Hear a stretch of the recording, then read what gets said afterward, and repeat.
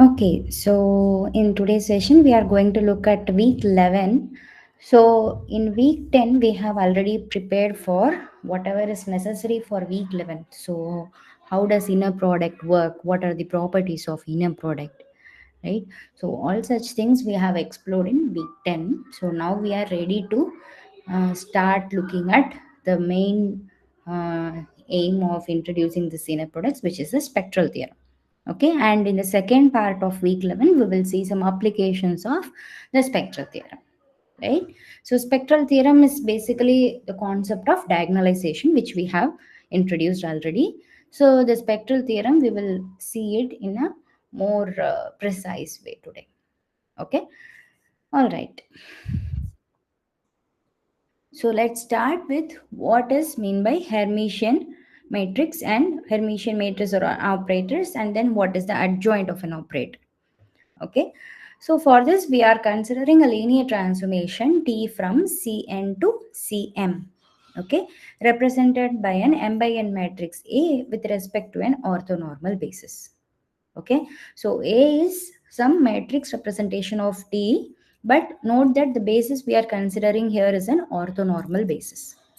Okay, and what do we say the uh, what do we call as the Hermitian of A? So in our course we are usually referring to this part as Ah.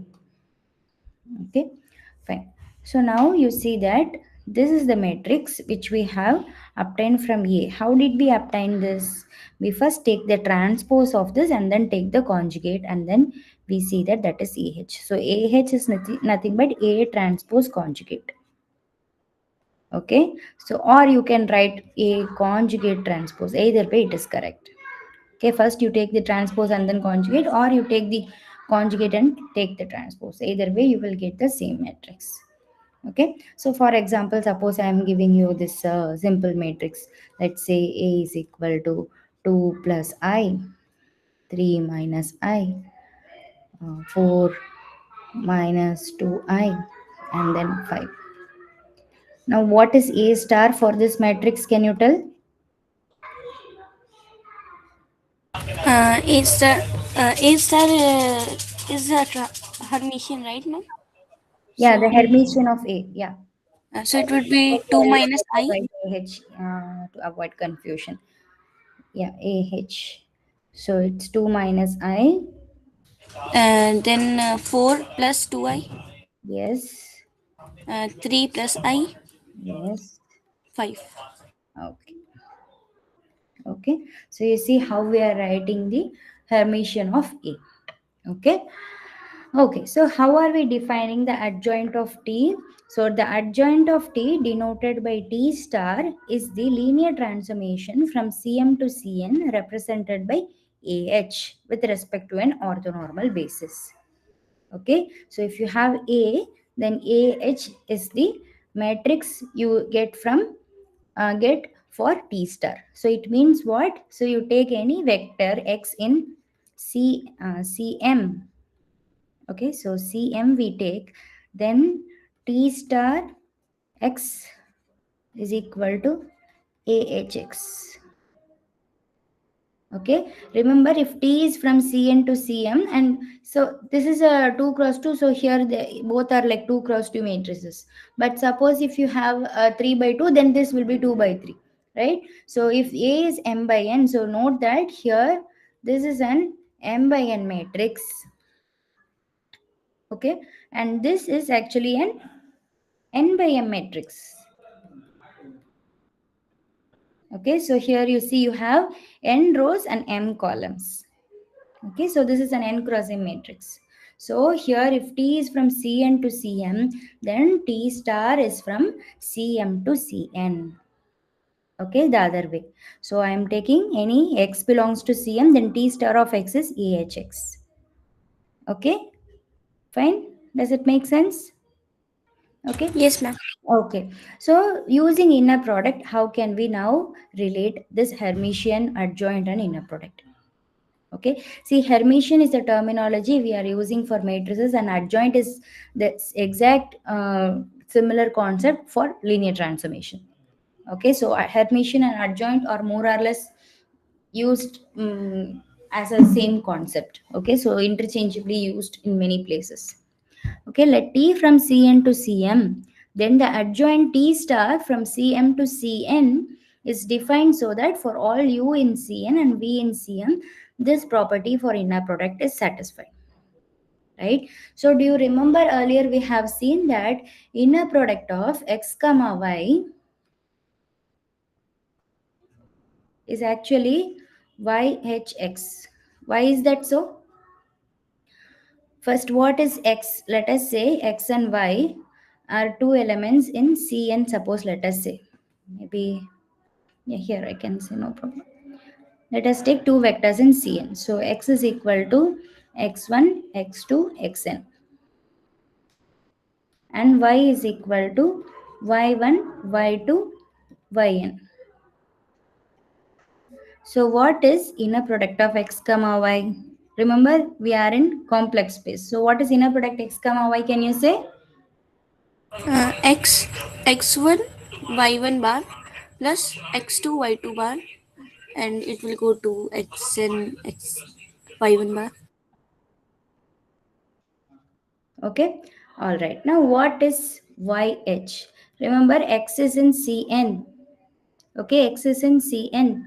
So x is in Cn means, so it is considered as an n cross 1 matrix. Right. So then what about YH?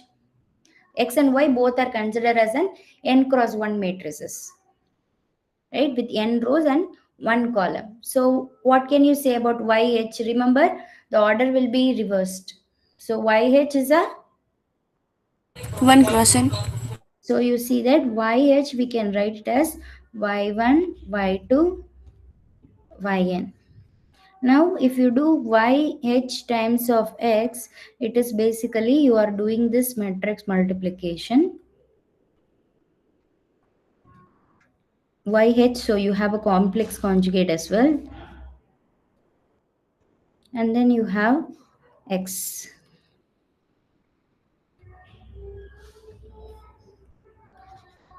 So what is the resulting matrix multiplication? X1 y1 bar plus x2 y2 bar, and it would be xn y1 bar. Yes. Okay, so do you see that inner product x comma y is same as yhx? Okay, so these two are same. Okay, so now using this, we are just going to see how we are arriving at this. Okay, so inner product tu comma v is, we can write it using this here, vhau. Okay, so tu can be replaced. Remember, tu is simply au. So I am replacing tu with au. Okay, now this is a complex number. Okay, this is a complex number. Okay, now I'm just going to use the associative property and do some shifting of the brackets. So now you have VHA of u, and this VHA of u, this VHA I'm writing as AHV of h, right? Because this transpose shifts the position, right? So VHA I'm writing it as AHV whole h, so you will get back this. Now again what happens, this expression you have AHV h of u, right? So this means, so you again compare it with this. So if you compare it with this, so this is your y and this is your x. So this is basically in a product of x comma y, right? So here what is your x? Your x is u, U. your y is ah of v, right? And your AHV is nothing but your T star of V. So you see how we get inner product U comma V is equal to inner product U comma T star V. Okay. So this is a important property of the adjoint. In fact, this is the definition of adjoint. In many places, this is how adjoint is defined. Okay, so here we have Ma'am, defined it using the matrix.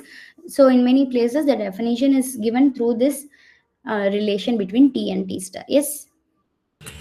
adjoint and Hermitian would be very different in complex plane. Na? So how we are saying it is same? as I told you, see, if T star is the adjoint, its matrix is the Hermitian part. So this is the Hermitian we call. Okay, so for matrix we call it adjoint. Sorry, for matrix we call Hermitian, and for transformation we call adjoint. So they are the same.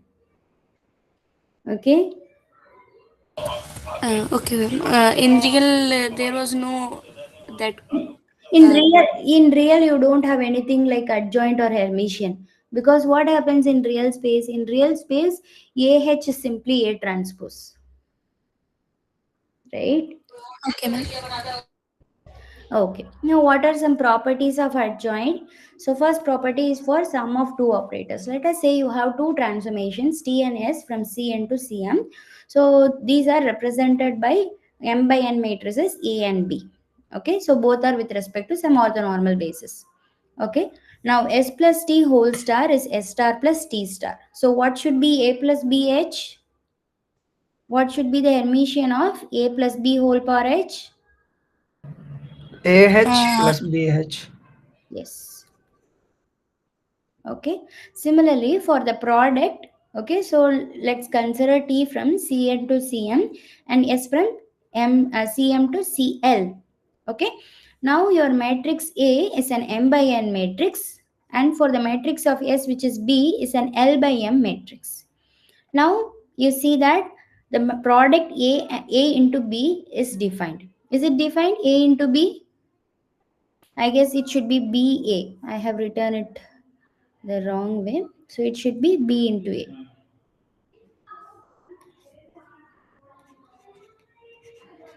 Or maybe I'll write it newly. So what is B into A times of B into A whole power H? Because B into A only is defined, because B is a L by M matrix and A is an M by N matrix. So what is the order of BA? BA is an M cross M. L cross Yes, N. L cross. L cross N. Right?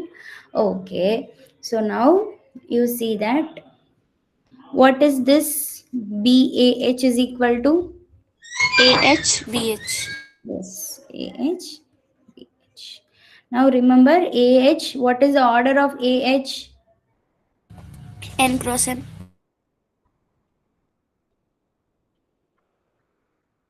Okay, so is the order matching here? So, okay, the order of BA is L cross N. So here this should be N cross L, right? So it's matching. So here you have N cross M, and for BH you are having M cross L. So the resulting is an N cross L matrix. Okay, so the resulting matrix is an N cross L matrix. So you start with an L cross N matrix and then you get back an N cross L matrix. Okay, done. All right. So next, when we are doing a scaling of a transformation, then what happens to the adjoint? Can you guess what should be this Uh, Lambda Hermitian, lambda bar, and T Hermitian. T star? Okay, and for matrices, it should be Lambda bar, A Hermitian. okay. All right. When you do this adjoint twice, when you repeat, then what will you get? Any T. guess? The originality. Very good. Okay. So the same is the case for matrices as well. Okay. All right. If T is equal to I is the identity operator, then what should be I star? I I. I. Okay. All right. If A is a matrix with real entries, then AH is equal to A. A transpose. A. Sorry. A. Okay. Good. All right. So we have already seen fundamental subspaces earlier, but now we will see in relation with the Hermitian. Okay, so how can we define fundamental spaces and see the relation between the fundamental spaces and the corresponding Hermitian part? Okay, so the linear transformation T from Cn to Cm represented by an m by n matrix A with respect to an orthonormal basis. This is the usual setting we are having. So you have a matrix A, you have the Hermitian of A. Okay, so what are the fundamental subspaces we already know? So we already know that column space of A, null space of A, and then you say row space of A, and then left null space of A, right? And here you see that how, what is the relation we are having here? Okay, so here the column space of AH, so here T star is missing, sorry. So so range of T star is equal to column space of AH, which is equal to row space of A, the conjugate of row space of A. Okay, similarly null of T star is equal to null space of AH, which is the left conjugate of the left null space of A. Okay, so you can try how these things can work. Okay, how do you check whether this is same as this? How do you match this?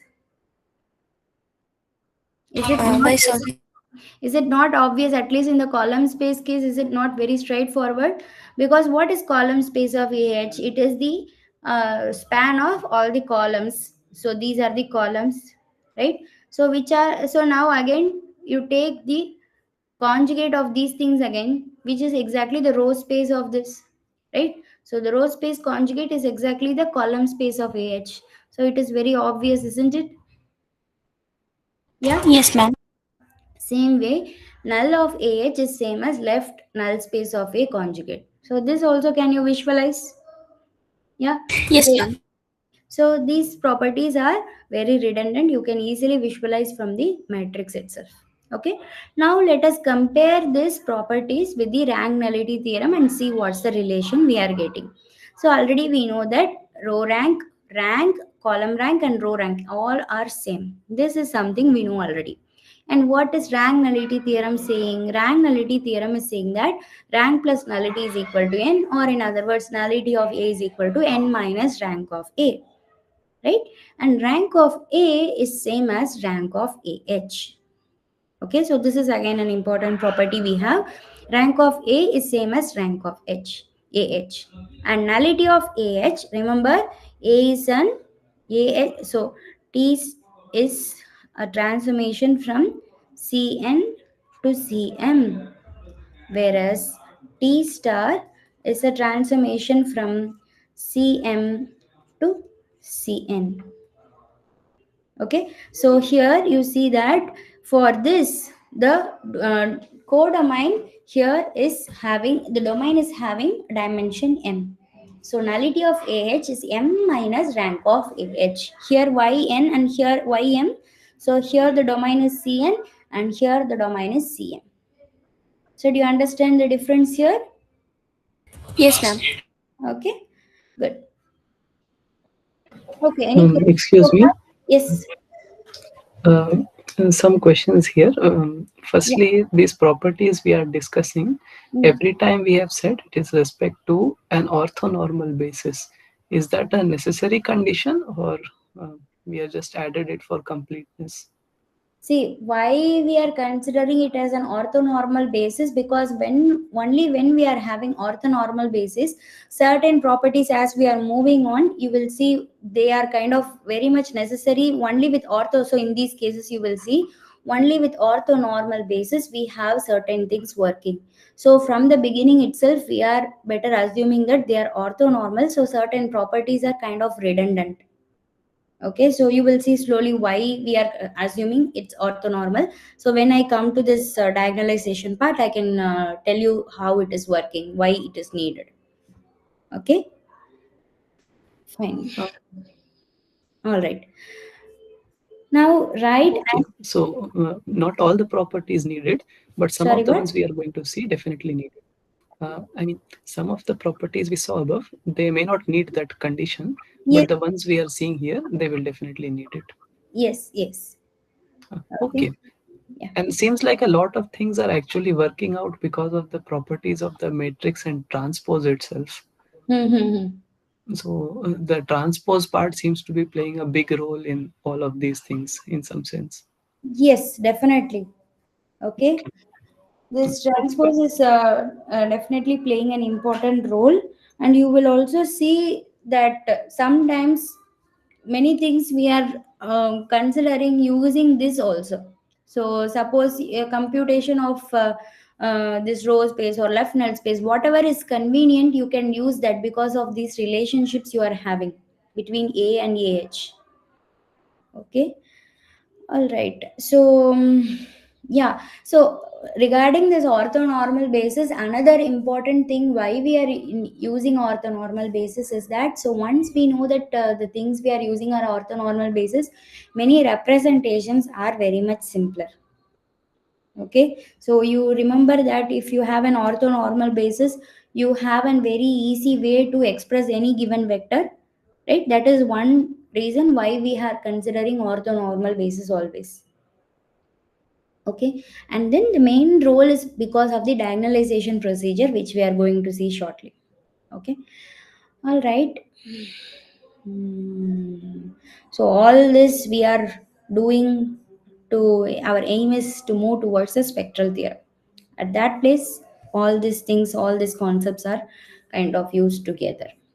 All right, so now we are going to define what are right and left eigenvectors of a matrix.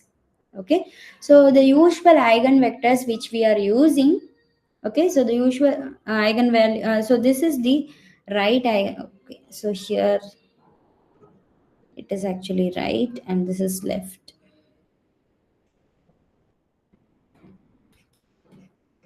Okay, so the usual way we are defining this right, okay, so this is the right eigenvector for t and this is the right eigenvector for t star, but this right eigenvector of t star is the left eigenvector for t. So I will show you how that works. Okay, first of all, you know that if you have a matrix A, the eigenvalue and eigenvector of t is given by tv equal to lambda v. So for the corresponding matrix, it is av is equal to lambda v. Okay, so the same way we can define the eigenvalues and eigenvectors for t star, right? Okay, now how can you bring the left eigenvector from the eigenvector of t star? Can anyone guess that? It would be A star minus delta I. Delta. Minus. Why is it minus? Like determinant of No, A. no. See, your W is on the right here. So this is a right eigenvector for AH. I want this W as a left eigenvector for A. How can I do that? How can I bring this to the other side? What if what is done to this? Then this will come to here. What should I do to this so that this moves to this place? We can maybe write the Hermitian of whole thing. Then this W Exactly. will. Exactly. Okay. So what we can do is that you take Hermitian for whole of this, right? Then what will you get? You get WHA is equal to mu bar WH. So now this is your left eigenvector. Okay. So now do you see why this becomes the left eigenvector of A? Okay. Fine. Okay, so this is the right eigenvector and this is the left eigenvector. And note that the left eigenvector of A is the right eigenvector for AH. Okay, all right. So eigenvalues of operator and its adjoint. So once we know the eigenvalues of operators, can we also find the eigenvalues for adjoint and how are they related? Okay. So if lambda is an eigenvalue of an operator t, then the conjugate lambda, that is lambda bar, is an eigenvalue of the adjoint t star. Okay, so if lambda is an eigenvalue, then lambda bar is an eigenvalue of t star. How? Because if lambda is an eigenvalue of A, then what is the definition of eigenvalue? If determinant of A minus lambda I is equal to 0, right? If determinant of A minus lambda I is equal to 0, what is the determinant of A minus lambda I h? It would be at Also zero, ma'am. Also 0. Okay, so remember you also have the rank properties. So rank of A equal to rank of H. So determinant of A minus lambda is 0 should imply determinant of A minus lambda H is equal to 0. If determinant of A minus lambda H is equal to 0, what is A minus lambda I whole H? So use the properties of sum and scaling together. So we have seen the property of sum, and then we also have seen the property of scaling. So if you use both of this here, what will you get?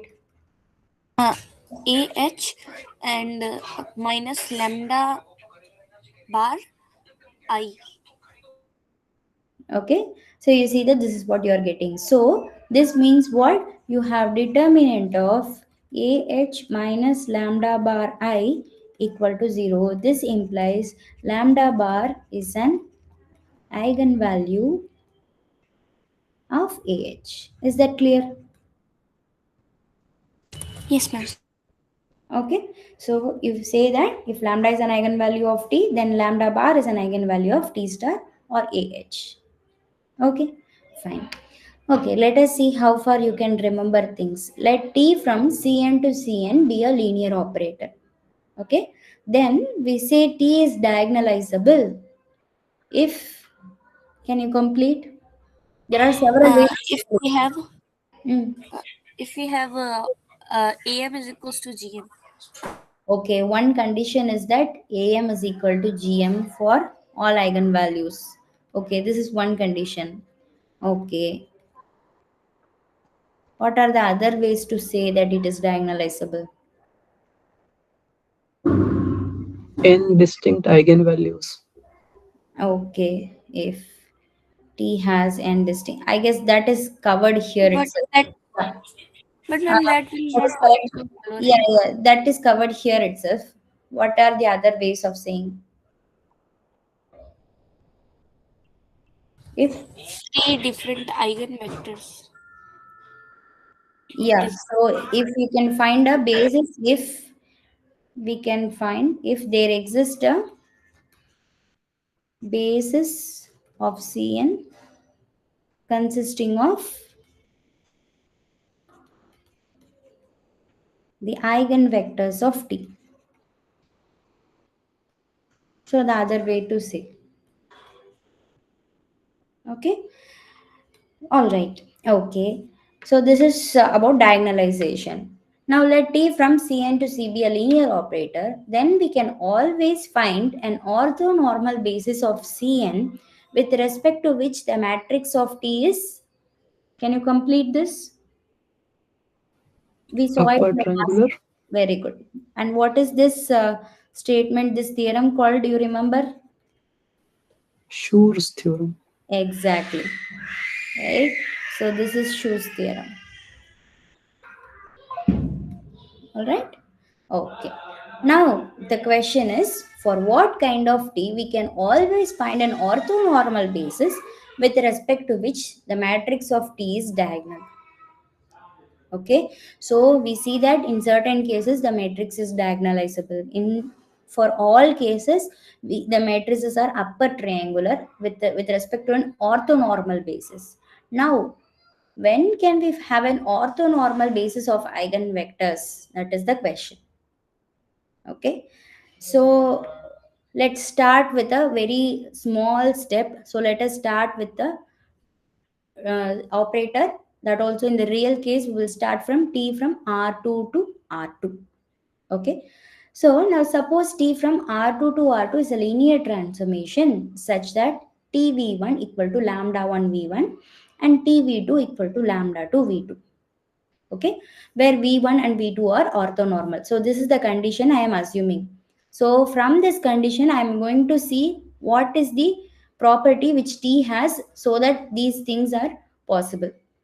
Okay, I am going to assume that t is having an orthonormal basis with respect to which it is diagonalizable. So I am going to see for which kind of t this is possible. I am going to kind of trace back. Okay, all right.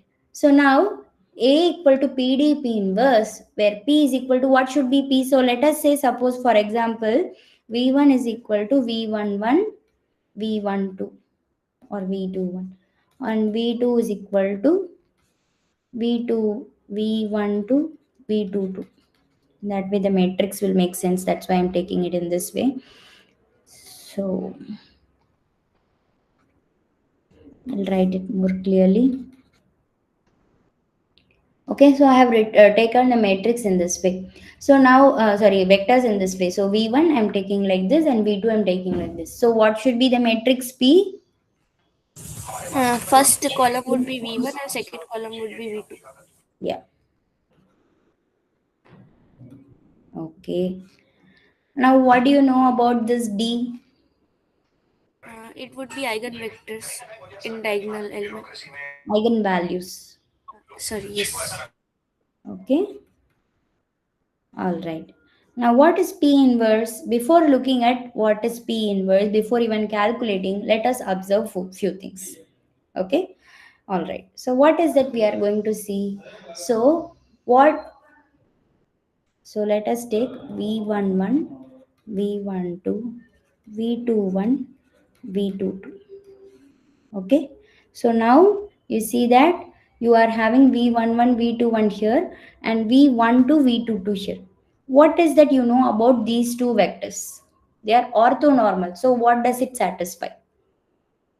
That V1 in V1 dot V2 would be 0, Okay, and and V1 into V1 dot V1 would be 1. so what is one? Uh, like V1 mod. Yeah. Okay, so how can you visualize this? So let us say that you are going to now consider the transpose of this, just to understand what's going on. So let us consider p and p transpose. Okay, so now for p transpose, what will you have? You have v11, v12, and then here v21, v22. Okay, so here in the first case, what is happening? So you are having your, this is your vector. Okay, so you are having v11, v12. Am I writing it the other way around, or am I writing it the correct way? Should it be pt into p for convenience? That way we can go directly, I think. Yeah. That's what I am also thinking. So I should rewrite it as pt first, and then okay. So here we'll have p transpose, and then here we'll have p. So here you have 1 2, and here you have 1 2, and then here 2 1. All right. Now let us look at the matrix multiplication. You have V11 square plus V21 square. And what is this? What is V1 square, V11 square plus V21 square? That is nothing but norm of V1 square. Is that correct? It is V11 square plus V21 square. Correct? Similarly, Yes. the next part is V11, V12 plus V21, V22, which is nothing but again, this is inner product of, this is inner product of, V1 V V1 and V2. right? Same way, here what you will get, this is your V2 and this is your V1, right? So in this place, you will get inner product of V2 comma V1, and here you will get norm of V2 square. So this is norm of V1 square, right? So here you will get V12, V11 plus V22, V21, which is same as this actually, and then V12 square plus V22 square. So now, since it is an orthonormal basis, we already know that this is simply 1001, because you know that inner product vi vj is equal to 0 if I not equal to j, and 1 if I equal to j. Because of this property, you have this as 1001. Okay, in fact this you can write entirely with inner product. This is just v1 cross v1 also you can write. Okay, so to just follow and maintain an uniformity, you can write it in this way as well. So you can have it as V1, V1, this is V2, V2, V2. Okay. So now do you see what is P inverse already? What is P inverse? Just P transpose. Yes. Okay. So you see already that P inverse is simply P transpose. So P inverse is V11, V12, V21, V22. Okay. Fine. So you see that this is the matrix we are having. Okay. Now what is, How did you say this? That okay, what is the definition of inverse of a matrix? So a matrix is called, suppose let us say A inverse is the inverse of A if it satisfies this condition, right? Then only we say A inverse is the inverse of A. Now you see that this is already equal to identity. P transpose into P equal to identity. So this implies P inverse is equal to P transpose. You got it? okay, ma'am. Yes, ma'am. Okay. All right, good. So now the next thing is that we are going to see do the multiplication and precisely identify what is our A. Okay, shall we do the matrix multiplication?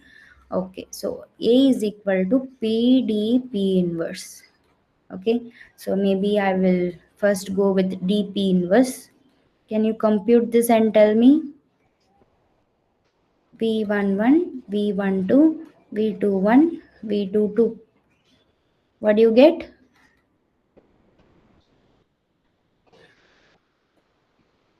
What is this DP inverse? Can you say? Lambda 1 V1 V11 Yeah, lambda 1, V11. lambda 1 V21 Sorry, this is not clear. Let me write it clearly. Lambda 1, V11, and then lambda 1, lambda 1 V21 V1, and then lambda lam- 2. V12 and lambda 2 V22. Okay, and then here you have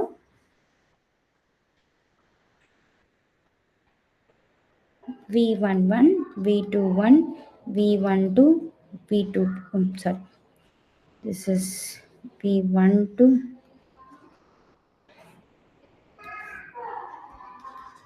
V21, V22. Okay, so now if we do this multiplication, what is that we are getting? Lambda 1 V11 square plus lambda 2 V1 V11 correct? yes ma'am. And then Mm, then we will get V11 lambda 1 V21 V12 lambda 2 V22 and after that V21 lambda 1 V11 plus V21 sorry V22 lambda 2 V12 so here V21 plus lambda 2 V12, V22 V12 and then here lambda 1 V21 V21 to V21 square plus lambda 2 V V22 square.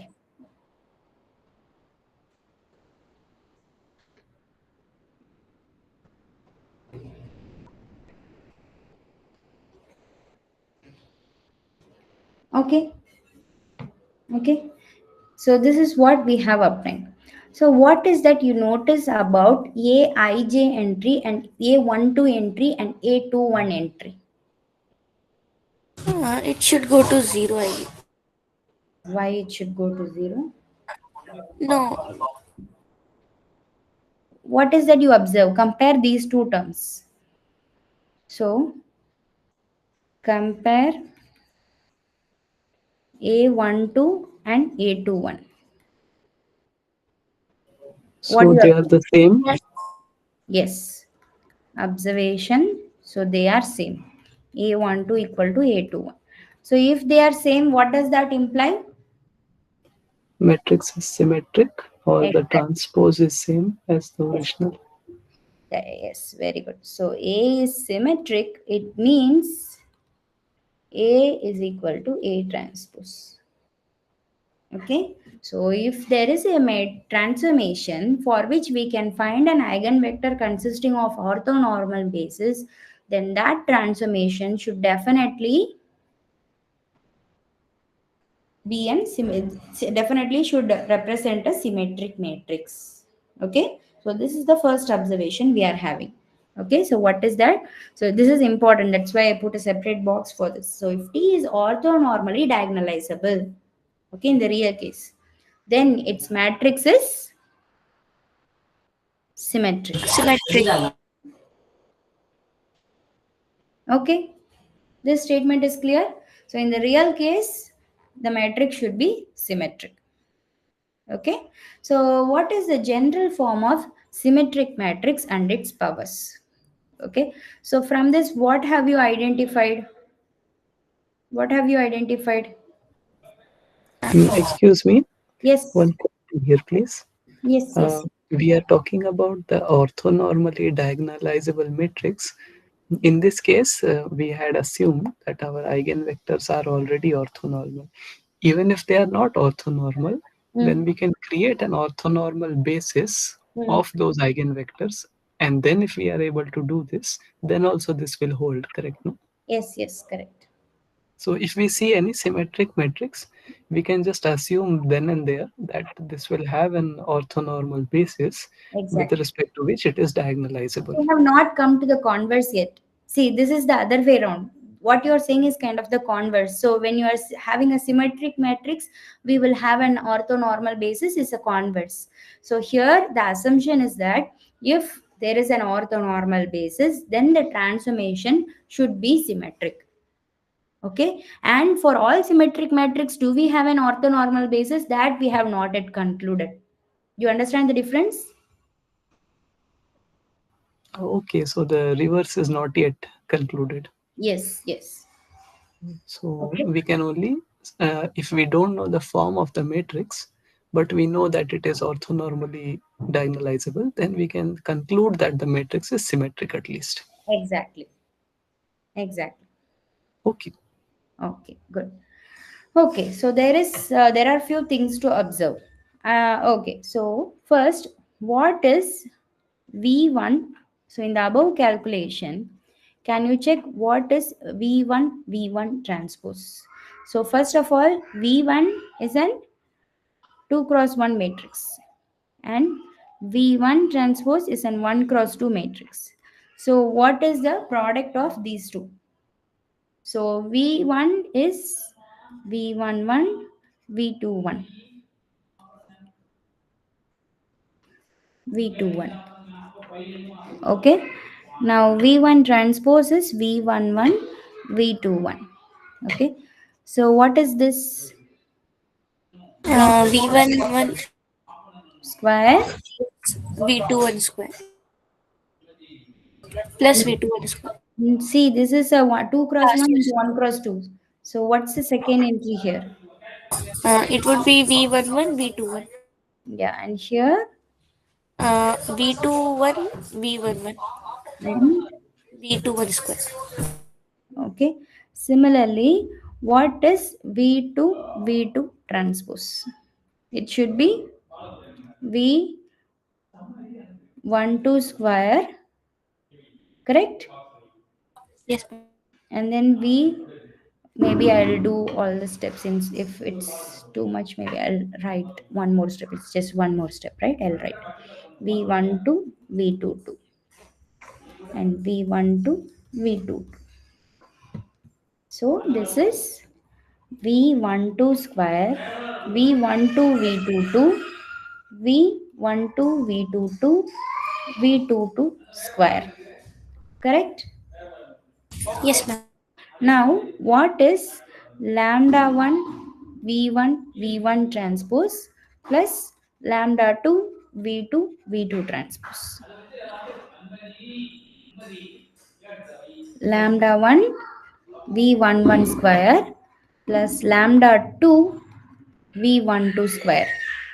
Similarly, lambda 1 v11 v21 plus lambda 2 v12 v22, right? And then lambda 1 v21 v11 plus lambda 2 v12 v22, right? And then you have lambda 1 v21 square plus lambda 2 v22 square. Now let's compare with what we have here. Just do an observation and compare. It's same. This is nothing but your A, right? Okay. So what is the general form of a symmetric matrix in the 2 by 2 case? So for the 2 by 2 case, you see that A is simply lambda 1 v1 v1 transpose plus lambda 2 v2 v2 transpose. Okay, so for n by n, can you guess what should be the A? Assuming that lambda 1, lambda 2, lambda n are the eigenvalues with respect to eigenvectors, orthonormal eigenvectors v1, v2, vn. Then it will just simply go on like lambda 1 v1 v1 transpose plus lambda 2 v2 v2 transpose plus go on lambda n vn vn transpose. Okay, so this is the general form of a symmetric matrix. Now, what can you say about the powers? Let us look at the 2 by 2 case itself. What is A square? Let us use this formula. Lambda 1 v1 v1 transpose plus lambda 2 v2 v2 transpose. If you multiply, what will you get?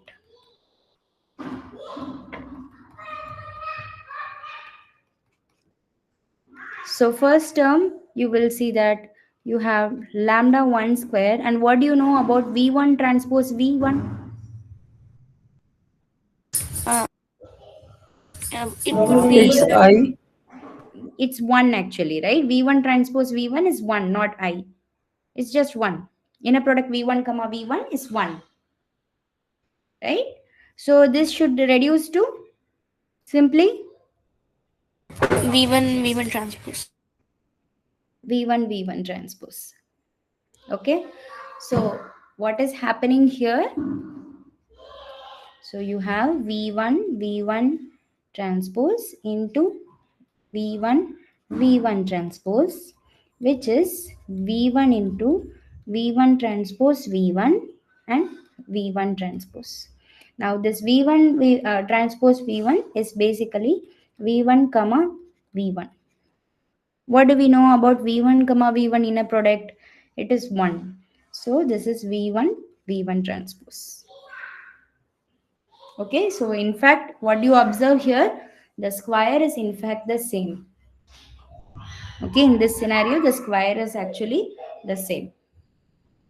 Okay, fine. So here you see that the first one reduces to this. Okay, what about the next term? v1 v1 transpose into, let's say, v2 v2 transpose. What happens to the other term? v1 v1 transpose into v2 v2 transpose. This should be v1 v1 transpose v2 v2 transpose. But what is v1 transpose v2? v2 inner product of v2 comma v1. Which is Zero Bar. because of orthogonality. yes, it is 0 because of orthogonality, right? Because of this condition, this is again 0. Similarly, you can see that v2 v2 transpose v1 v1 transpose, this product is also 0 because of the same reason. So you see that the product of these two terms are just 0, right? And then you are left with the last product of the last term, so which is lambda 2 v2 v2 transpose into lambda 2 v2 v2 transpose. So what is the result? It should be similar to this. Can you guess? Lambda square v2 v2 transpose. Yeah. So from this, can you say, check what is the general format for a power k? It would just be lambda 1 to the power k and vk. All right. So you see Yes. that in the general case, what will be the power? So in the general n by n case, it is similar. So your a power k is simply lambda 1 power k v1 v1 transpose plus lambda 2 power k v2 v2 transpose plus etc.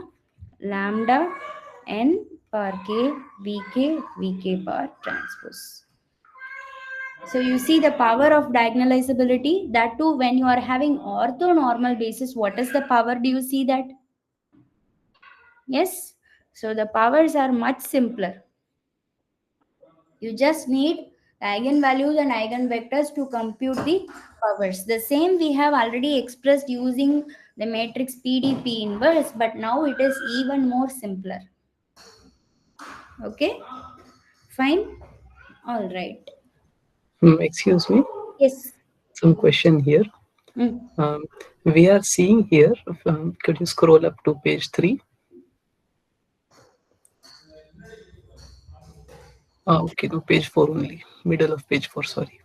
So what we are seeing here is that when we do this product, vector product of V1 into V transpose, what we are essentially getting V1, V1 transpose, that is a rank 1 matrix. And then when we do V2 and V2 transpose, we again get a rank 1 matrix. But we are summing them up and we are getting a rank 2 matrix, which is A. We know it is rank 2 because it is Why diagonalizable it and is everything. okay? Here, why it is a rank one matrix? You're saying?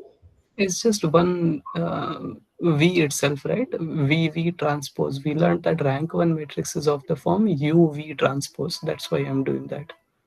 Okay. So okay. It's just All one right. column repeated essentially, or one row repeated. Okay. Okay. So So we see that sum of two rank 1 matrices is giving us a rank 2 matrix. Could you explain that a little? okay, sure, definitely. So let us assume that. So I guess this is question which can be discussed in a very preliminary stage also. In fact, in these are kind of examples which we ask in exams also. So we ask that suppose you are having A is a matrix of rank 1 and B is of a matrix rank 1. So then is it true that rank of A plus B is also 1? First, that is the question we need to address. So let us consider this matrix. What is rank of A? 1. Let's consider this matrix. What is rank of B? 1. What is A plus B? 1 0 0 1. Okay, what is rank of A plus B? 2. So in general, is it true that the rank of two matrices is equal to rank of the sum? It's not true. Okay, it's not a fact that the rank is preserved by the sum. It's not correct. Okay, the rank is usually different. All right. Okay, the sum can be Okay. less or more. So if you have maybe in place of this, if you have maybe -1 0 0 0, then the rank will become 0. So the rank we cannot predict at all. The sum can be more, less, equal, anything can happen. Okay, so there is no precise relation. Okay, all So right. it Yeah. depends on where the independent column of H matrix is getting placed in the final sum. Mm, no, not just that. So it particularly depends on the entries of A and B. Suppose let us say you have an independent column of A in the first column, and you have the independent column again in the first column of B. Then also you see that the rank you cannot still predict, because the rank can still be 1 or it can also become 0 also. So still the rank is not predictable. Okay. All right. So where were we? Yeah. So are there any other questions before we move on? So far, is everything clear? So what are the things we have seen so far? So first we have defined what is mean by adjoint of a transformation. Okay, and this is the relation with using the inner products. All right, next we have seen certain properties of adjoint. Okay, and then using those properties we are also able to look at the relationship between the fundamental spaces, and from the fundamental spaces we are also able to see the relationship between the rank and nullity of A and AH. Okay, and then we also define the right and left eigenvectors of a matrix, again using the Hermitian of A.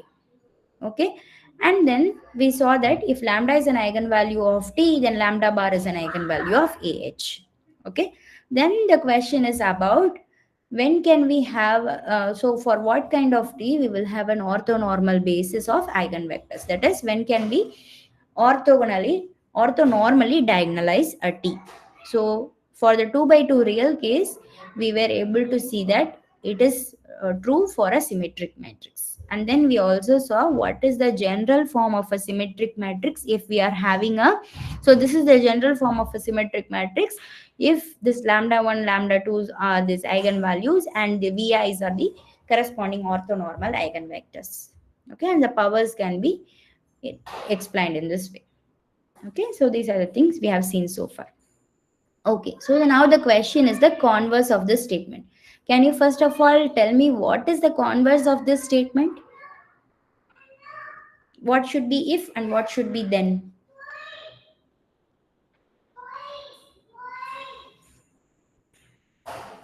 Symmetric becomes the if, and the then is the OD part. Yes. Okay, so we are going to check if T is symmetric, then is it orthonormally diagonalizable?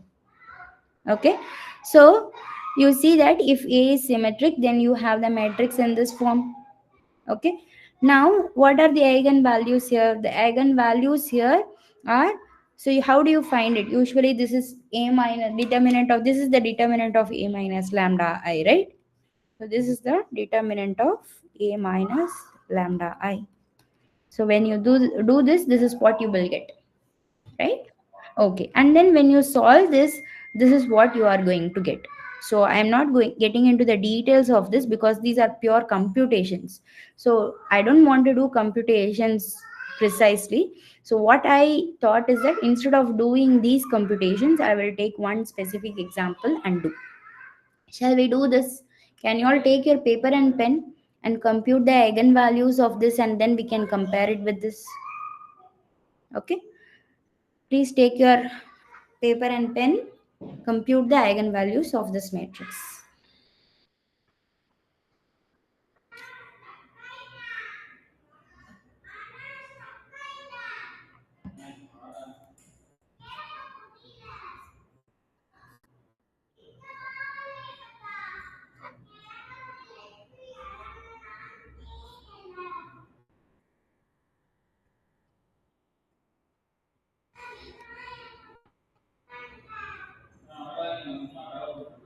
Compute it in the usual way, Minus 1. 3 and minus 1. Very good. So the eigenvalues are 3 and minus 1. So lambda 1 is equal to 3 and lambda 2 is equal to minus 1. Good. Okay. So this is your A, B and D. Okay. So just to have a feel, I'll just do lambda 1 maybe. So 1 plus 1 plus square root of, this is A minus D is 0 in this case, plus 4B square. So B square is also 4, so it will be 16 divided by, so let's say plus or minus. So lambda is actually plus or minus this term, correct? So and then divided by 2. So you are having 2 plus or minus 4 by 2. So which is 2 plus 4 by 2 and 2 minus 4 by 2. So you get 3 comma minus 1. Okay. So you see that this formula works for us. Okay, all right. And then what are the eigenvectors? Compute in the traditional way and then we will compare it with this. Compute it in the traditional way. What are the eigenvectors? Okay, so before you compute the For eigenvector, lambda 3, for lambda 3 it is 1 1, and mm-hmm. for lambda is equals to minus 1 it is 1 minus 1. Okay, okay, very good. Okay, so before that, let me see how many of you have noticed these tricks to applying this matrix. First of all, is it really necessary to compute the eigenvalues? Is it not straight away visible from the structure of the matrix? Can anyone explain Yes, this? it is visible. If we add the elements, so it will turn out to be 3. So we Yes, can say 1 is 3, then we can do the trace. yes. Yeah. So here each row sum. So note that these are some important things you can note. So each row sum is 3. What does this imply? 3 is an eigenvalue of A. And its eigenvector would be 1 1. Exactly. With respect to eigenvector 1 1. Very good. Okay. Now if lambda 1 is equal to 3, then you know that lambda 2 is equal to trace of A minus 3. And what is trace of A? So in this way also we can compute this lambdas. Okay. All right. So already we have one eigenvalue, one eigenvector, another eigenvalue. So what is the other eigenvector?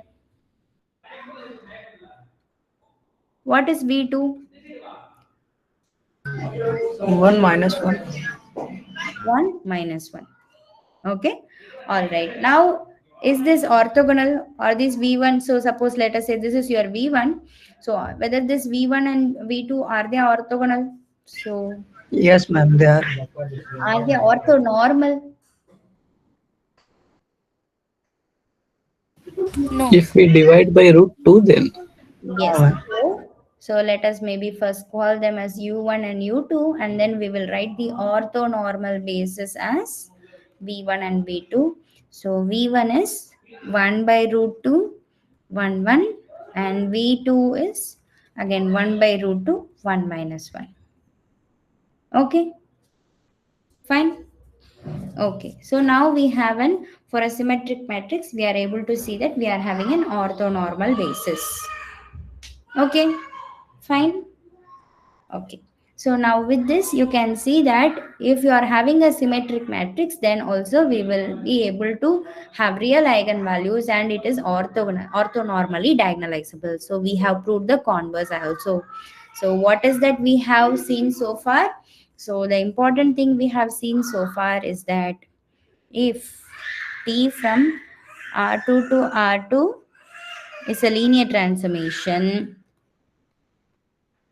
then T is diagonalized or orthonormally diagonalizable. That is the correct state. Orthonormally diagonalizable if and only if A is symmetric. This is what we have observed. Okay, so first part we did here and the converse we have done here. Okay, so for R2 to R2, we are able to at least see that. Okay. All right. Okay. So here is some, there are few more observations here. So for any u in R2, okay. So for any u in R2, how can we write this u using this V1 and V2? This part we already know. This part we already know. What is that? if we do uv1, we will get the coordinate along v1. If we do Yes. uv2, we will get coordinate along u2. So you have u V2 into V2. Right? Okay, so this part is something which we already know. Now we can also simplify AU. You don't have to compute AU again. If you have this, then you already know what is AU. What is AU? For example, for this specific case, can you first tell? Suppose this is your A. What should be your AU? These are your V1 and V2. This V1 and V2. So U is this sum, and then we know that this will do uh, right separately. We will do them. Yeah, ma'am, we can write AU is equals to lambda U. AU is equal to, Lambda U. yeah,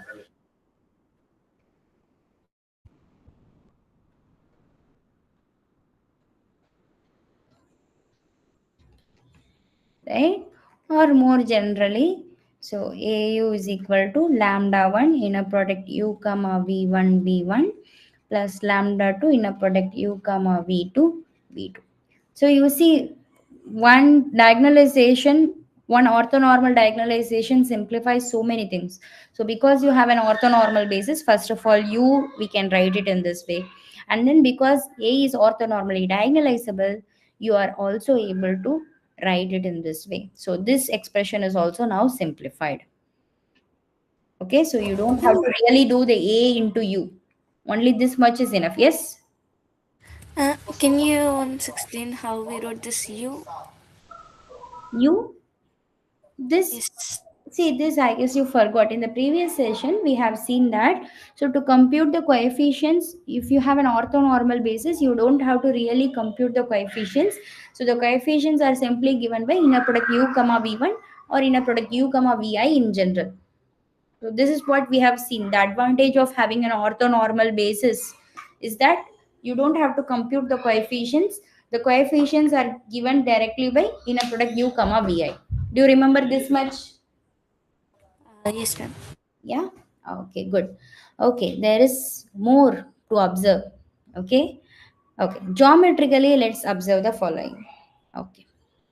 So once you see geometrically, then you know what will happen when you do actually the inner product also.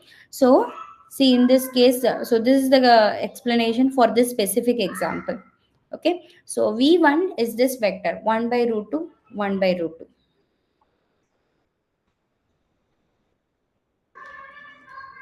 And V2 is this vector 1 by root 2, comma minus 1 by root 2. Okay.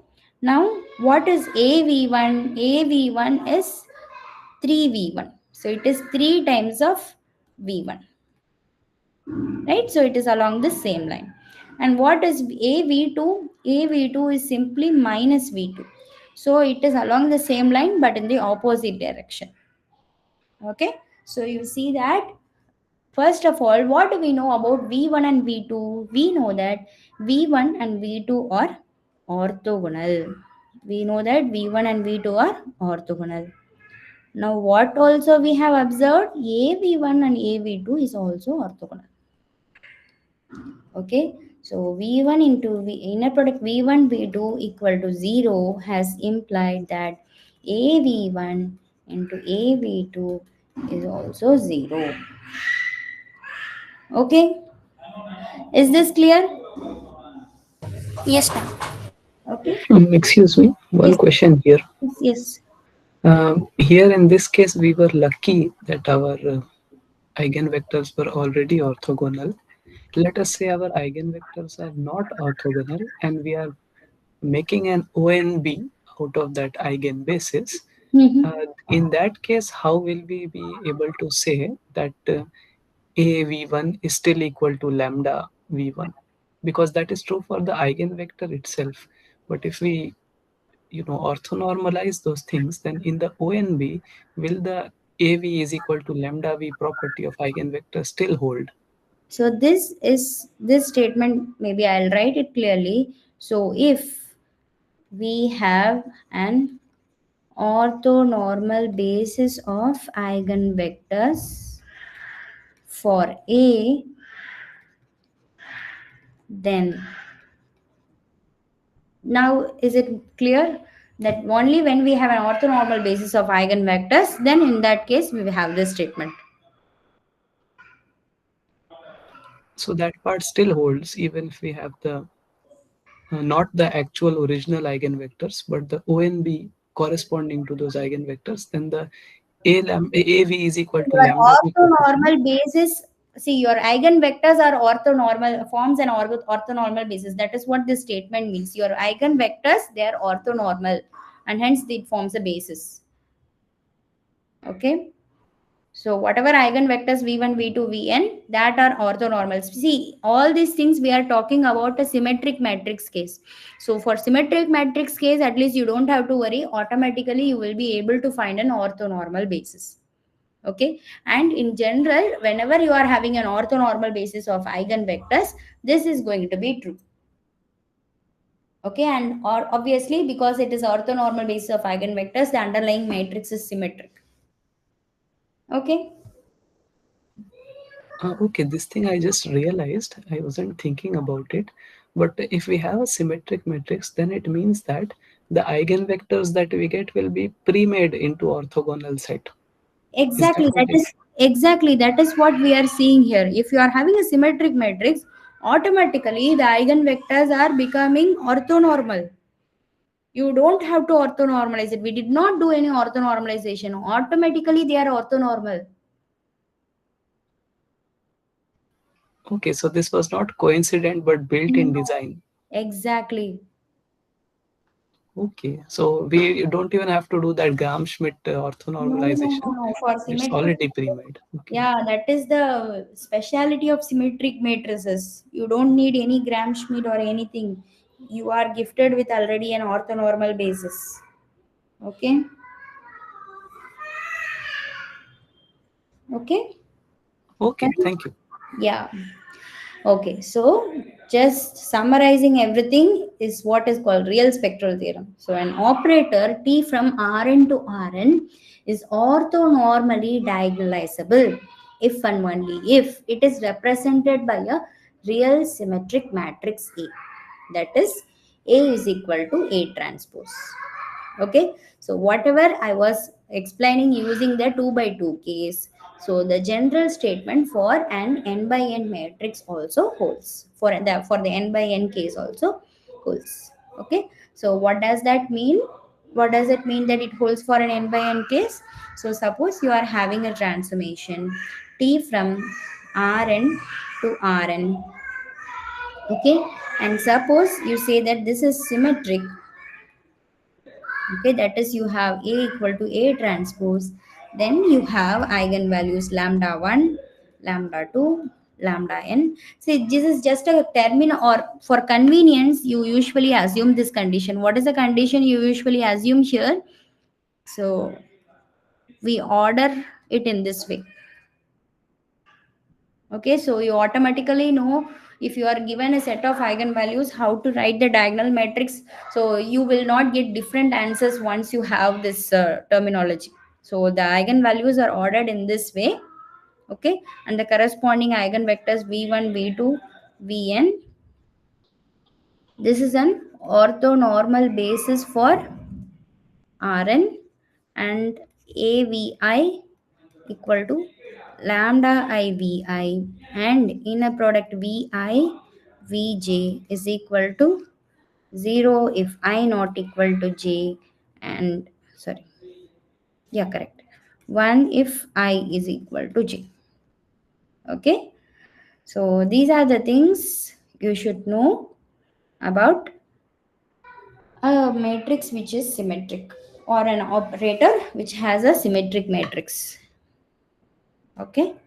Fine. All right. So we already know the general form of a symmetric matrix and the powers of a symmetric matrix. Yes. Okay. So I guess this is something I have given already. So in such a case, the general form. How do you write this general form in such a case? So you know that for A, it is lambda one v1, lambda 1 v1 v1 transpose plus lambda 2 v2 v2 transpose plus etc lambda n vn vn transpose, and the powers are given by lambda 1 par k v1 v1 transpose plus lambda 2 par k v2 v2 transpose plus etc lambda n par k vn vn transpose. Okay, so this is kind of the summary of what we have seen the last two slides. Okay, fine. Now using this, can you do this problem? Everyone take your paper and pen.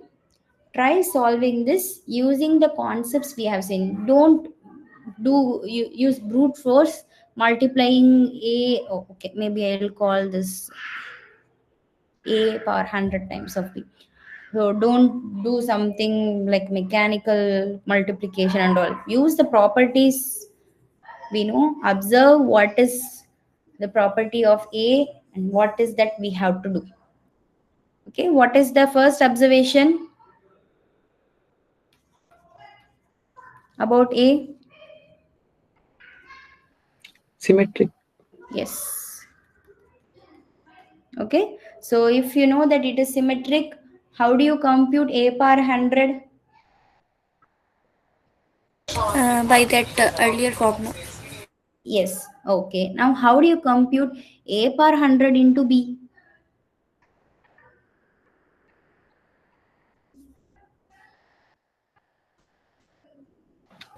First, we have to write B in terms of the eigenvectors. Exactly. Exactly. So in terms of the base is consisting of eigenvectors, you express this and then you know how to do a power 100. Very good. Okay, so first compute the eigenvalues of a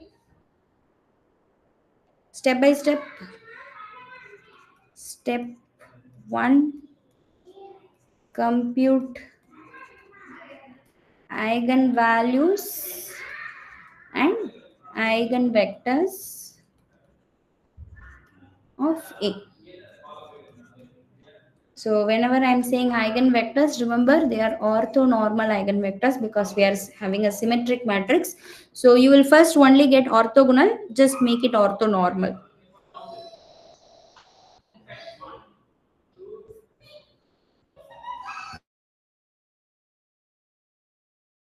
Very nice, in fact, that they are already orthogonal, what we noticed in the previous slide. Automatically it will be orthogonal, but orthonormal you have to make. That normalizing part you have to do.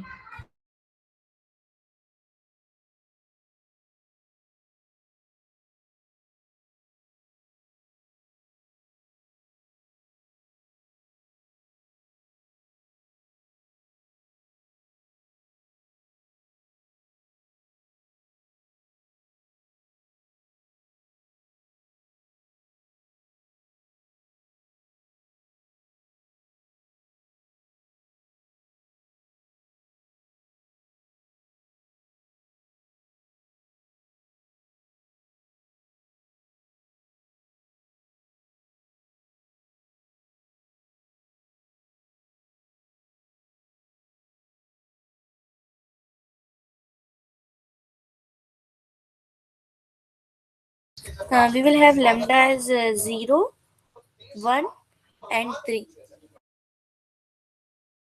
0, 1 and 3. All right.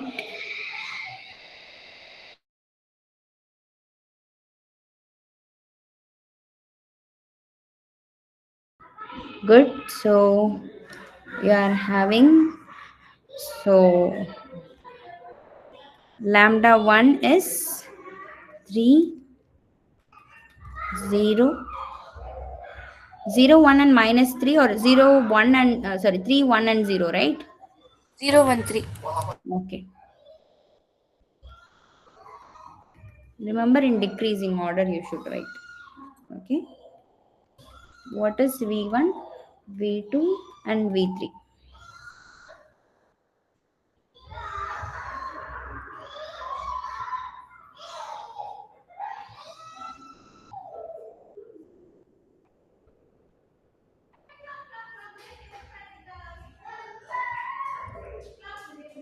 By the way, is this some convention to write them in this sorted order of descending That's what I said. eigen? So if you are writing in this way, and suppose I'm asking find the matrices P and D such that PDP inverse is equal to A, I will not be getting different P and D if I have this convention. So that's why this convention is followed. Okay, so you always have the same order for everyone. You, if you know that this is the convention, then we can have a uniformity, just for maintaining uniformity, no other specific reason.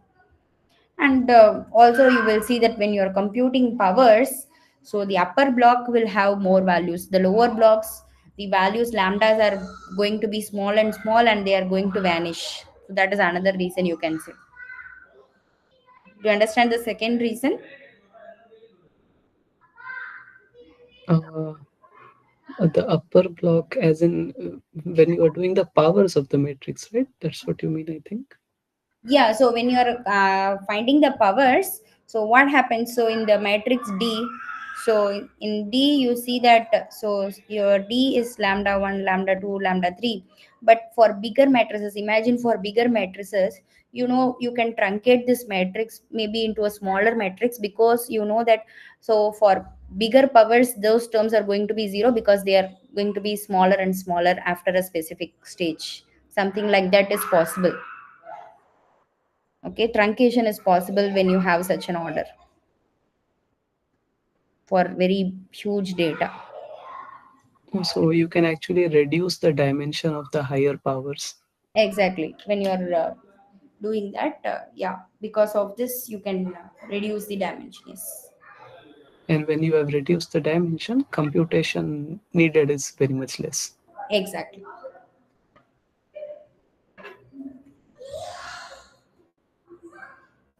For that, we also need to take out the eigenvectors, corresponding eigenvectors for those eigenvalues that we remove. So even the that will keep shrinking. I mean, that will shrink in rectangular manner, but the eigenvalue, eigenbasis will also shrink, and the eigen inverse, that is the P inverse, also shrinks, and the main matrix in the middle D also shrinks. So everything shrinks then. Yes, yes. Am I doing it correctly? Yeah, what you are guessing is correct, but what happens in the real scenario may not be exactly what you are guessing, but yeah, something similar to what you are imagining. Yes, you have a very smaller data set compared to the real one. Yes.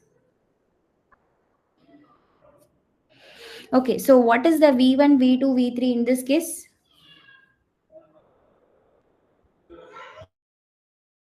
Just ma'am, give me one minute.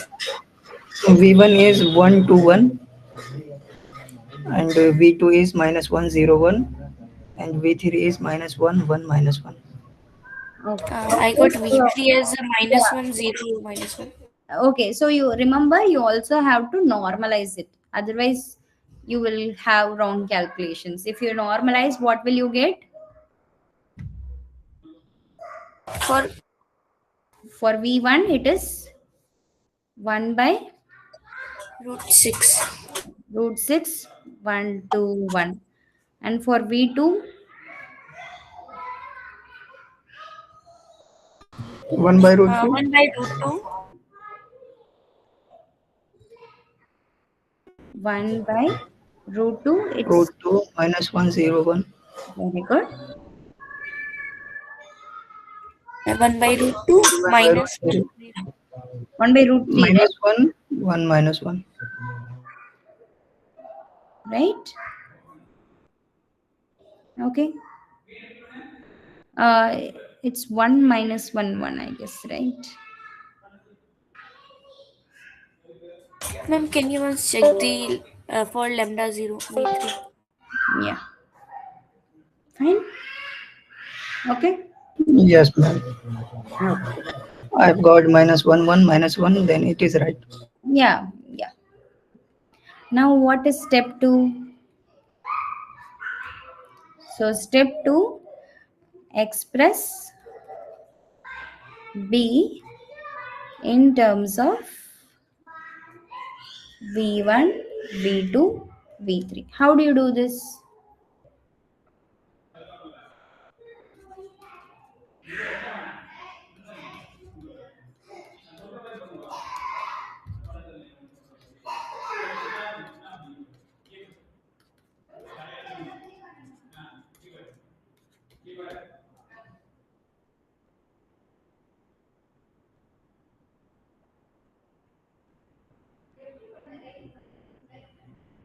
Okay, now.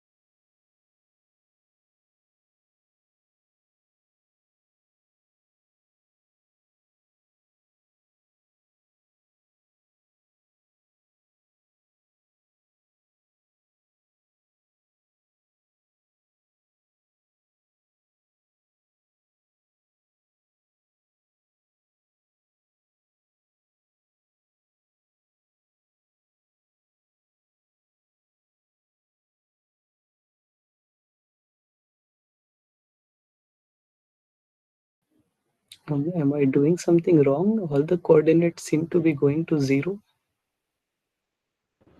Okay, so which coordinates are going to 0? See, what you are doing is correct because what is B? B is just a multiple of V2, right?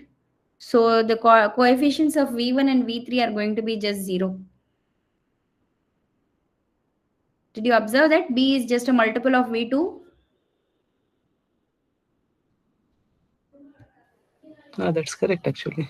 Yeah. So you will simply have what is this? That is what you need to compute.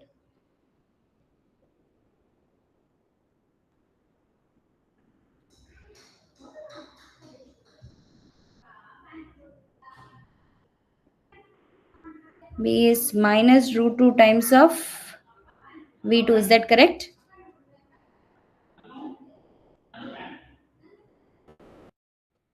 Yeah. I think there should be one more division by root 2. Why do you need to do that? We have root 2 twice, no? Once it is inside the dot product, and then with v2 outside as well, we have a root 2. Yeah. So when you do inner product B comma V2, what is that you get? 2 by root 2, which is just root 2.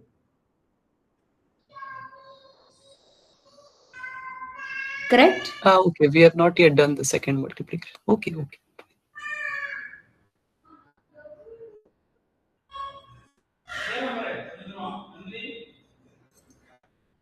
All right. So this is what you are getting. So this is minus 2 root 2 V2.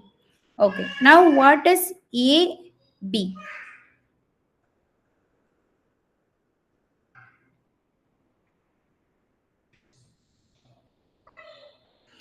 What is A first of all? Matrix 3 cross 3. 3 V1 V1 transpose plus V2 V2 transpose. Is that correct? Yes, ma'am. Okay. Now what is A power 100? 3 to the 3 power 100, and it would be 1 there. V2 V2 transpose. Okay. Now what is A power 100 into B? Simply B would get multiplied. Yeah. B would get multiplied, post multiplied. So what will you get exactly in terms of this? Uh, I mean, it will be this whole thing. a v2, and then multiplied into minus root 2 to the power 100. So it is simply This whole thing multiplied by minus root 2 v2. okay. So you want to do it that way. Okay. But is it not long? Are you not using this thing, this property here? Yes, we are. If you use this, then you can. What will you get if you use this? See, this is for A. Then what is for A power 100? Then it would be 3. It would be what you wrote, ma'am. So here, what will you have? 3 to the power 100, inner product of b v1 See, inner. this is already becoming 0, right? Why will you again have this? Inner product BV1 is already 0. Then why you need this term Yes, again? ma'am. You said that A100 multiplied by B, that's the value we are getting as B minus root 2 V2. We can multiply that in the A to the power 100. B equal to inner product BV1 AV1 plus inner product BV2 AV2 plus inner product. Okay, so this is AB. Inner product BV3 AV3. Correct? Yeah, this is what we are getting. So now already this part is 0. So what is remaining for us? If this part is 0 and this part is 0, what is left with us? And the middle part. The middle part. So which is this part? Okay, so minus root 2 AV2. Right? So now what is A power 100 times of B then? So this part is actually, you see that A, first of all A, B I will write, and then I'll write A power 100. A, B is minus 2 V2. Now A power 100 B is minus, okay, here A V2. A V2. So minus root 2 A power 100 V2. Is that correct? Yes, ma'am. So this Ma'am, is, this is exactly what I was saying. oh sorry, I guess I did not understand you correctly. So this is simply this and this is simply this. So it is exactly minus root 2 V2. Is that fine? Yes, ma'am. Okay. Because A V2 is just V2, we will have only A power 100 V2 is also V2. There is no change. Is this clear for everyone? You don't even have to use this in this case because here this expression of B is much simplified. So this is basically minus root 2 V2. Alright. Okay. So, Ma'am, One question, please. yes. When we do a to the power 100b, Mhm. um, do we take the power inside AV2 or do we do it to AV2 whole power 100? That part is not clear. Which part is not clear? As in, do we write a power 100 V2 or do we write AV2 whole power 100? See, this one you have to imagine as a, applying a transformation to something. So I understand. So I guess you are confused with whether to have a power for root 2 or not. Is that's your doubt, right? Right, that is the question. Yeah, yeah, yeah. So here, see, imagine you are applying A everyone every time outside. A first you multiply here and then you multiply here. Whenever you are doing A per 100B, your A is outside here. Now this is a scalar. Every time this jumps out of A. So this will remain as a constant. You understand? So you are having AB, okay, which is some alpha times of AB2. Now I am going to do A square B. So this is A of alpha AB2. So this alpha is again jumping out. Again I am getting A square B2. In this way, A power KB is simply alpha A power K V2. Understand? So this alpha is not getting affected by this power. You understand? Okay, but at least the lambda is getting affected, right? Yeah, yeah, yeah. A V2 will get affected. Yes. Here in this case, luckily the lambda is 1, so there is no change. Otherwise, here it will be lambda per 100k, 100 V2. Okay, fine. Okay, okay. Okay. All right. So now we have seen the, yeah, yes, any more questions? Any other question? Okay. So we have seen the spectral theorem for real matrices, right? So the same is true in the case of complex matrix also. See, the exact same kind of procedure I have to go through for complex, so that's why I'm not going to do these things. So the exact same thing. So suppose tv1 equal to lambda 1 v1 lambda v2. So exact same things I have to do there.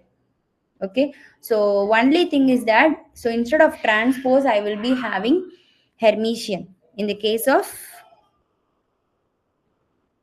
complex spectral theorem. Okay, so that is the only change I will have. So I am not going to do this part of like computationally showing how this works out. The process is exactly similar. If you still have some doubts, go through the lecture and you can come back and ask me tomorrow also. Tomorrow also we have another session. So this process is exactly similar in the case of Cn. So I'm directly giving the statement here. An operator T from Cn to Cn has real eigenvalues and is orthonormally diagonalizable if and only if it is represented by a Hermitian matrix. Okay. Note that whenever we are having Rn to Rn, we have a orthonormally diagonalizable situation only for symmetric matrices. And whenever we are having Cn to Cn, then orthonormally diagonalizable is possible for Hermitian matrices. Okay. Now let's try to understand this with a complex matrix here. Okay.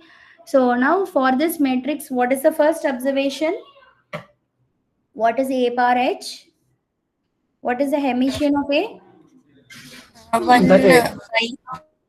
1. So this is 2i minus Same, ma'am. 1, which is A. So you see that A is Hermitian, right? So A is Hermitian. Now find the eigenvalues and eigenvectors. So orthonormally diagonalize A.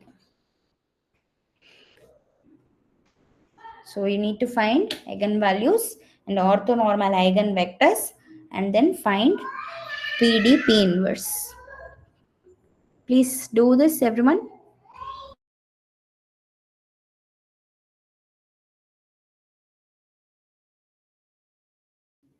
Excuse me.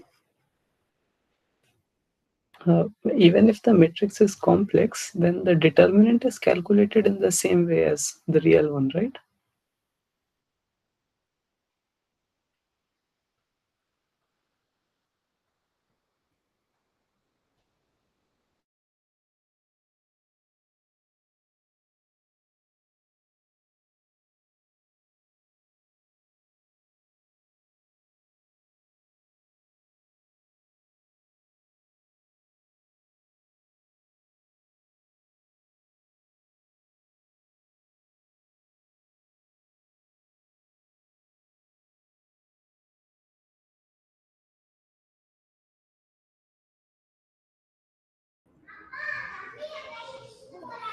Did you hear my answer? I was not sure if I was in unmute or not. That's why I'm asking again. Did I answer your? Did you hear my answer? I was answering, but I was not sure if I unmuted and answered.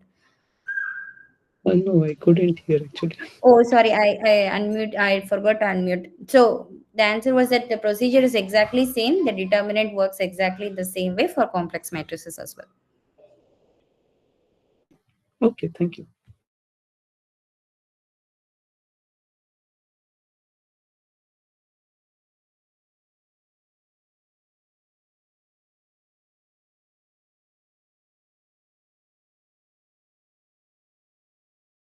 Ma'am, it's again the same. 3 and minus 1. Yes, 3 and minus 1.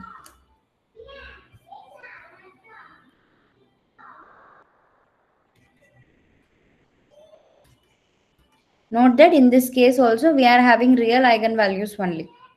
Okay.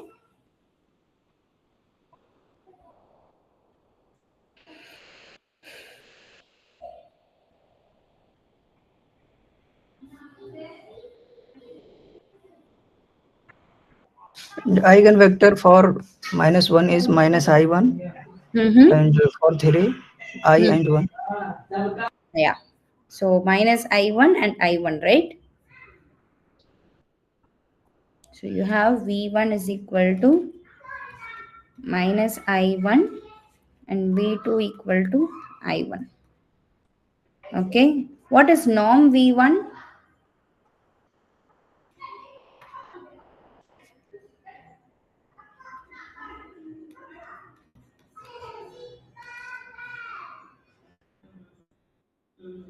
What is norm V1?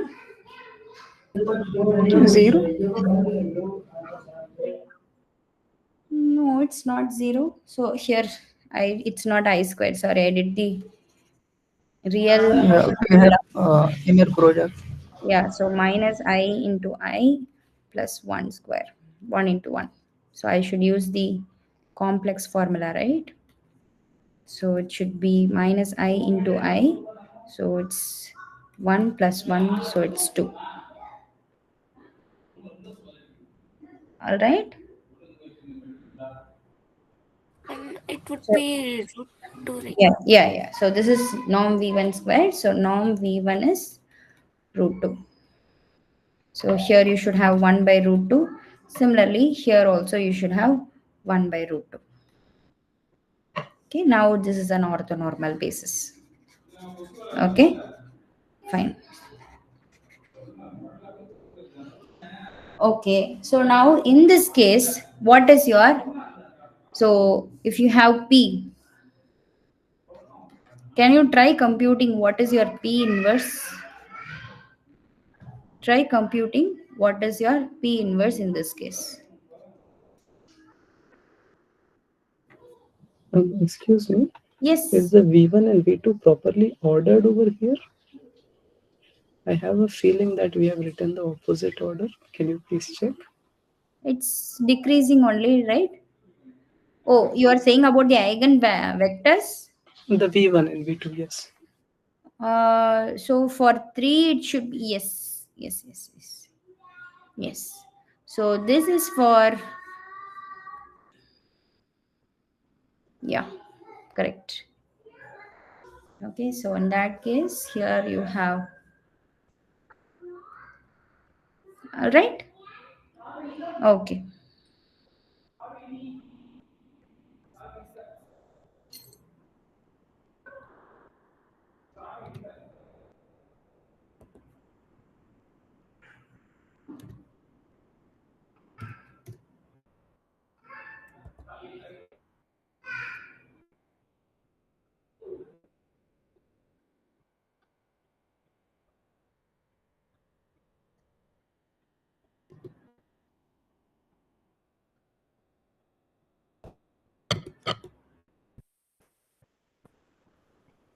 For the inverse, Mm-hmm. we have to take the Hermitian of this thing, correct? No? Exactly. So did you verify that or are you guessing it? I'm just seeing that we saw Qt into Q come out to be the inverse for the real one. And Mm-hmm. if we put the Hermitian in place of Qt, then Mm. we see that all the products are lining up along those Correct, columns and rows. correct.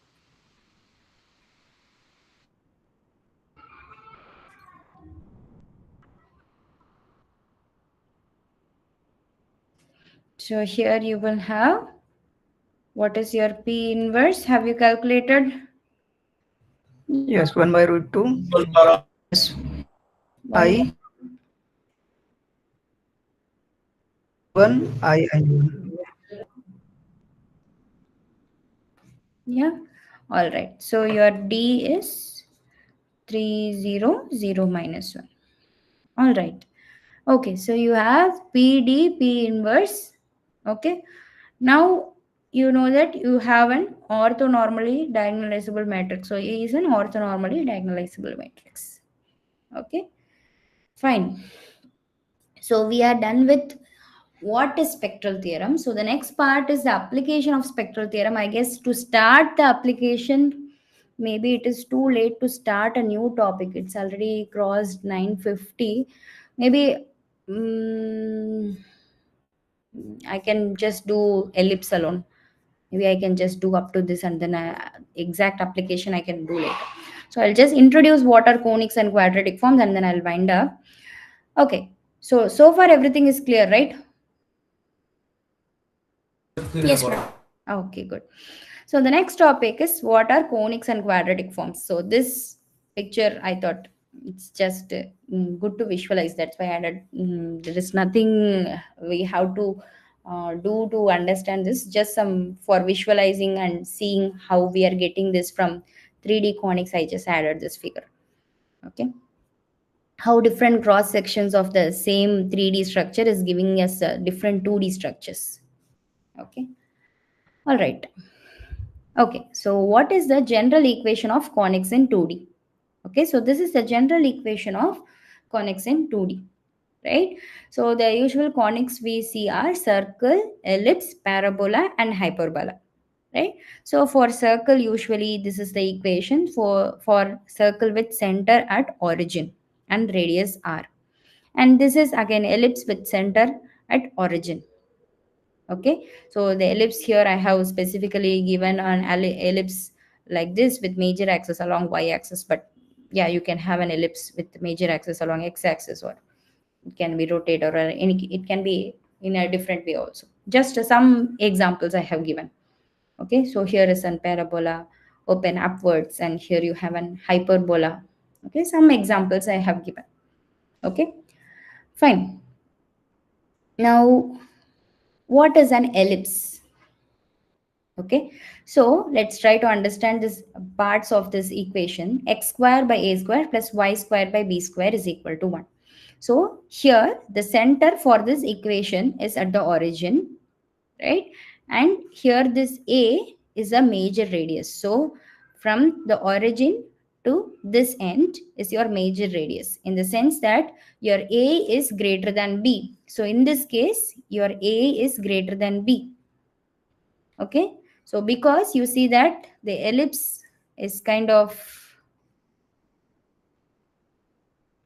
elongated along this x-axis direction, so this a is greater than b, so this a we call as the major radius, and the major axis is along the x-axis. Okay, and this we call as the minor axis, and the minor radius is b. Okay, so what are this a and b? From this, what is the center, you can see. Okay, now suppose the center is shifted, then in that case your x moves to x minus x naught, and your y moves to y minus y naught. Okay, in that case you have x minus x naught square by a square plus y minus y naught square by b square equal to 1. So here you see that the center is x naught comma y naught. Okay, so here you see that RHS is always positive. Okay, and XY terms may be there, but X separately and Y separately, those terms can be there, but X into Y term is always, the coefficient is 0. Okay, and what is the special case? What happens when A is equal to B? When A is equal to B, what This big circle. Circle. Equation of circle. the equation represents a circle. Okay, so With circle is a radius special 1. case of ellipse. Okay, fine. Okay, so do the following equations represent an ellipse? If yes, find the center and the major and minor radii. So the first equation is kind of, in the first glance you will not be able to identify. But what about the second and third? So can you easily compare it with these general equations and tell about the second and third at least? Second one is a circle. Yes. Second one is a circle. Okay, how can you explain that? Sorry, no. If this is circle, how can you explain it? Ma'am, it will not be circle because A will be not equal to B. Yes. Yeah. So what is this representing? Ellipse. Ellipse. So it's x square We by, can divide by 8 yeah, y square by 4 is equal to 1. So what is your major radii? to root 2. 2 So root 2. center is first of all 0 0, and Origin. major radii is 2 root 2. All right. Okay. What about this one? So first of all, this is an ellipse. And what about this one? So you I have, think this is ellipse also. so what does this look like? Like this or this? Hyperbola, hyperbola. Hyperbola. Hyperbola, right? So you have x square plus x square by a square minus y square by b square is equal to 1. So this is an hyperbola. Okay, so for the first one it is not immediate. So in such cases what you have to do is that we call it as completing squares. Okay, so in this case you do something called completing squares. Like, so for example, you club the x terms together and y terms together. That is the first step. So here you see that you can do x square plus 2x first, and then 2y square plus y, which is equal to 1. Okay, so first do this, and then what is that you need to do? You need to do what is called completing squares. How many of you are familiar with what is completing squares? Me. What about the other two people? Are you familiar, or have you heard about how to do this completing squares? I think anybody who is in Math 2 will have seen it in Math 1 already, so it should be fine.